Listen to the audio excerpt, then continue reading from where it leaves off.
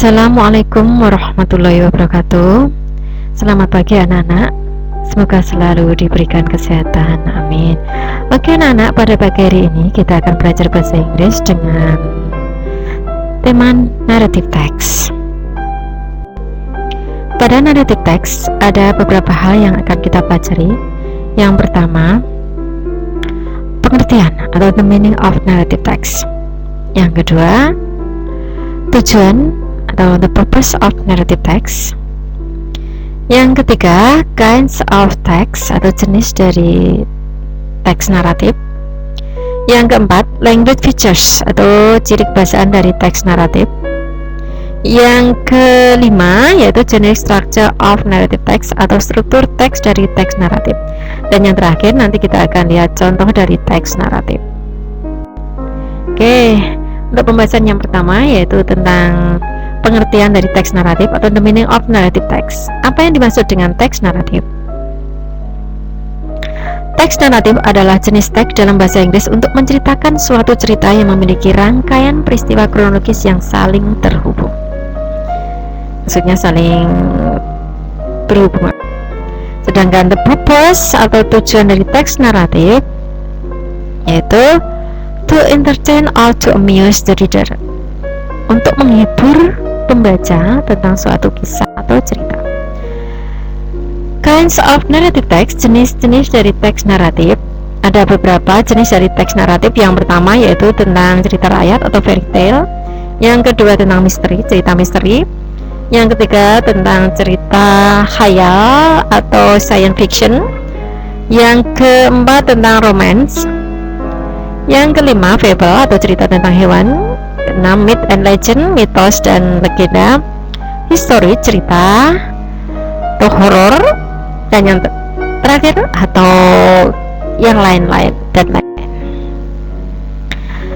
Sedangkan language features of narrative text atau ciri-ciri dari teks naratif. Yang pertama, dalam teks naratif ciri-cirinya menggunakan action verb dalam bentuk past tense, yaitu bentuk lampau, waktu lampau. Berarti menggunakan kata kerja bentuk kedua. Selanjutnya menggunakan noun tertentu sebagai kata ganti orang. Yang ketiga menggunakan adjektif yang membentuk noun phrase. Keempat, menggunakan conjunction untuk mengurutkan kejadian-kejadian. The generic structure of narrative text atau struktur dari teks naratif.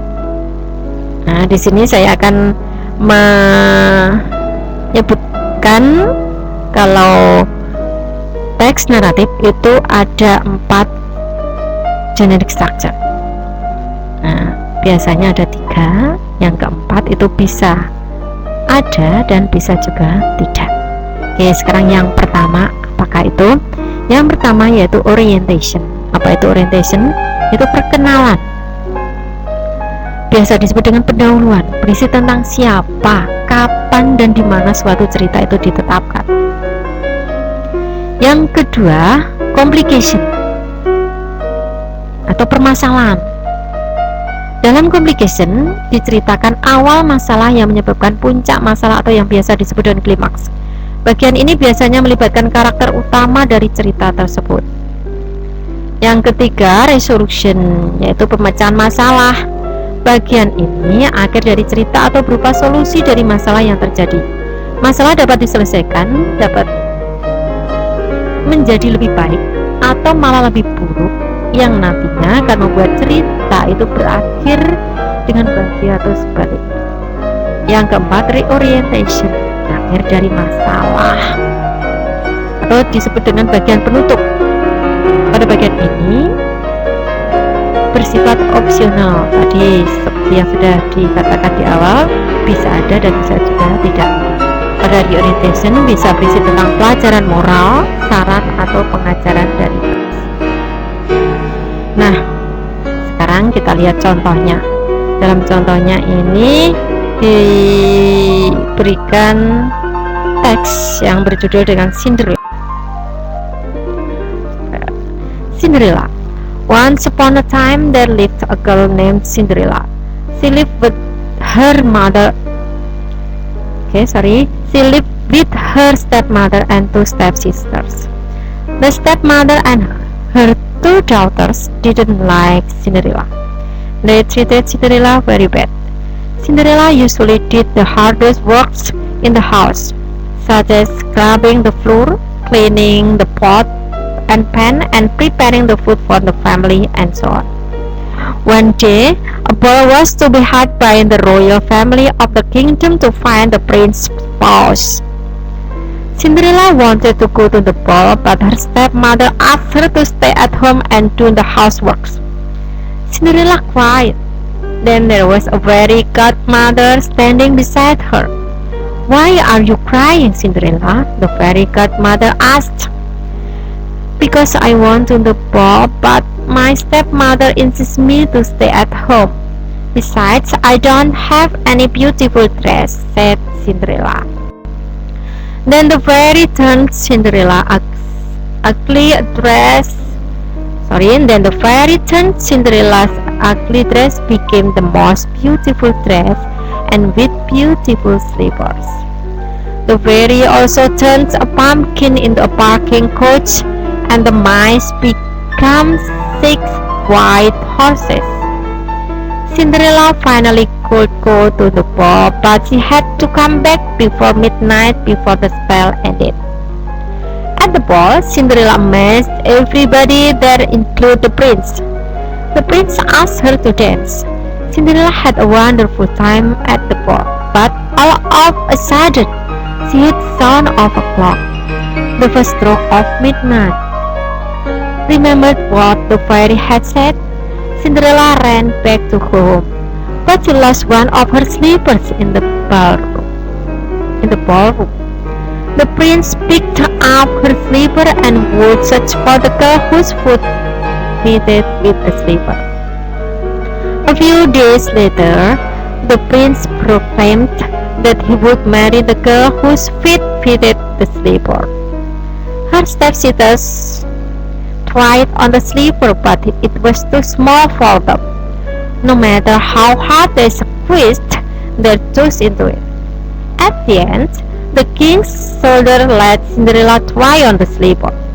She stuck out her foot and the page slipped the slipper on.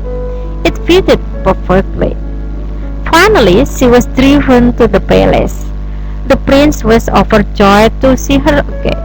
They were married and lived happily ever after. Nah, itulah anak-anak contoh dari teks naratif. Ceritanya tentang Cinderella. Pasti semuanya sudah tahu dan pernah lihat di video atau di YouTube ya. Oke, sekarang penjelasannya. Dari contoh teks tersebut merupakan teks naratif. Kenapa disebut teks naratif? Karena dalam teks tersebut memiliki cerita dengan rangkaian peristiwa kronologis yang saling terhubung. Selain itu, teks tersebut mempunyai ciri-ciri atau language features dan struktur teks atau jenis structure yang sama dengan ciri-ciri dan struktur teks naratif. Apa saja ciri-cirinya? Yang pertama, dalam teks tersebut menggunakan verb dalam bentuk past tense. Nah, contohnya pada kata loved, treated, didn't, dan lain sebagainya. Yang kedua, menggunakan noun tertentu sebagai kata ganti orang. Contohnya seperti kata the prince. Yang ketiga, menggunakan adjektif yang membentuk noun phrase seperti pada kata the most beautiful dress. Yang keempat, menggunakan conjunction untuk mengurutkan kejadian-kejadian seperti pada kata then, a few days later, finally, dan lain sebagainya. Dan yang terakhir, menggunakan adverb dan adverbial phrase untuk menunjukkan lokasi kejadian atau peristiwa seperti pada phrase seperti pada adverb happily ever after. Nah, jenis structure pada teks tersebut ada berapa jenis strukturnya? Dalam teks tersebut ditemukan ada 3 jenis structure. Yang pertama, orientation, yaitu pada bagian once upon a time there lived a girl named Cinderella, dan selanjutnya. Yang kedua yaitu complication pada bagian Cinderella wanted to go to the ball, but her stepmother asked her to stay at home and do the houseworks. Dan selanjutnya, yang ketiga resolution, yaitu pada bagian at the end the king's soldier let Cinderella try on the slipper. She stuck out her foot and the page slipped the slipper on. It fitted perfectly. Nah, anak-anak, itulah penjelasan tentang narrative text. Semoga kalian sudah jelas apa yang disebut dengan narrative text, tentang tujuan, generic structure, dan ciri-ciri kebahasaan dari teks naratif. Jika ada pertanyaan atau masalah, silakan tanya kepada gurumu atau tulis di forum yang ada di bawah video ini. Terima kasih atas perhatiannya. Tetap semangat, tetap jaga kesehatan. Assalamualaikum warahmatullahi wabarakatuh.